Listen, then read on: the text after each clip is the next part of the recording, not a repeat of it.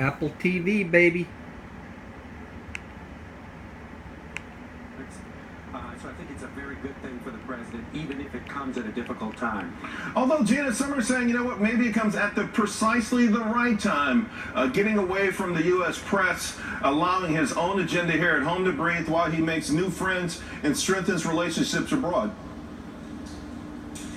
The man knows focus, Charles. I mean, let's look at the history he has. He's run a business. There have been constant distractions. He knows how to deal with the distractions, and this is part of the magic of what I think is Donald Trump. You know, people will criticize him for a lack of experience in politics, but he perhaps wins each time over whatever weaknesses might be displayed just because he knows things like how not to be distracted by media leaks and other things that he knows good and well are not an attack on him. They're an attack on the American people, so he's out there doing the work of the American people. Well, Gina, what do you think, though, could happen overseas during the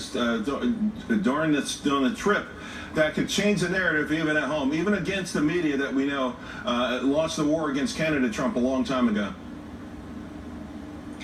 So many things. I mean, it like was mentioned, you know, meeting with religious leaders that he's been accused of being somehow bigoted against, you know, proving to the whole world that he's going to go out there and do things that are material like Obama really never did. I think Obama went to be wined and dined and maybe play a little golf, but I think this president is very serious about moving his agenda of, you know, improving the business climate in the United States and reforming trade and reforming our entire you know, standing right in the United States. So I think that's what he'll do. You know, Paul, to that point, President Trump going with 25 business leaders in a variety of business industries. I don't think a lot of Americans know. We actually went to a trade surplus with Saudi Arabia last year. There's a lot of room for growth with us there.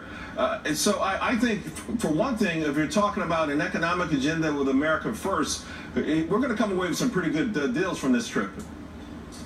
Oh, no question already. And as you know, there are CEOs from some of our largest corporations are already there. They're on the ground before the president gets there. They're working deals. This is the scope of the president's view that not only does he need to put the United States back in the leadership economically and in terms of security in that part of the world that Obama had made our name really a pariah among many of those people. He gets the TV image. He gets the longer story that will come after this is that this is an administration on the move. Yes, there have been some hiccups, but the administration is on the move. That's what he's going for, and I think this is a great way to do it. And I give some credit to his national security team, too, as well. I think General McMaster has been a real help in putting this together.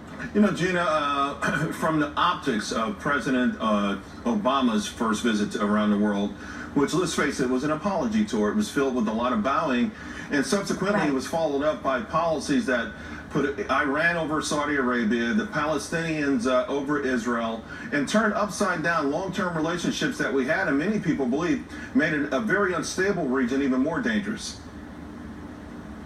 I think that's such a great point, Charles. This is going to be the contrast opposite of that. This is going to be about America positioning again from a position, bargaining again from a position of strength. This is going to be about America first, but that doesn't mean that, you know, this is President Trump. Let's not forget, this is the master negotiator. He knows how to go over there and talk to world leaders and tell them what's in it for them and negotiate that deal that is best for both parties. I think it's very telling, Charles, that the moment he got on that plane to go there today, the New York Times and the Washington Post saw fit to leak a new fake news story. I think that tells you how threatened they are by the fact that he's making this trip right here, right now. Yeah, to your point, the typical 5 o'clock bombshell came about an hour and a half earlier.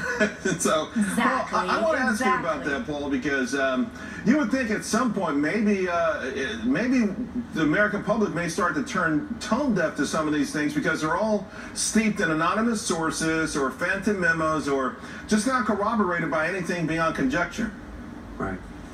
No, I think that's right. I think the public is going to, probably already is tired of unnamed sources, people reading letters they say other people wrote to other people into a reporter's telephone. For most Americans, that doesn't make a lot of sense. And if the president has forward momentum on economic deals, on security arrangements, his critics have got to reevaluate him. He is understanding the way to put the United States in leadership with Muslim nations in a way that makes us more secure, because he's actually getting them to do the things that he was saying in his campaign we need to see. So I think the American people will see that this trip has a real possibility of being a big success for him. Paul, let me ask you, you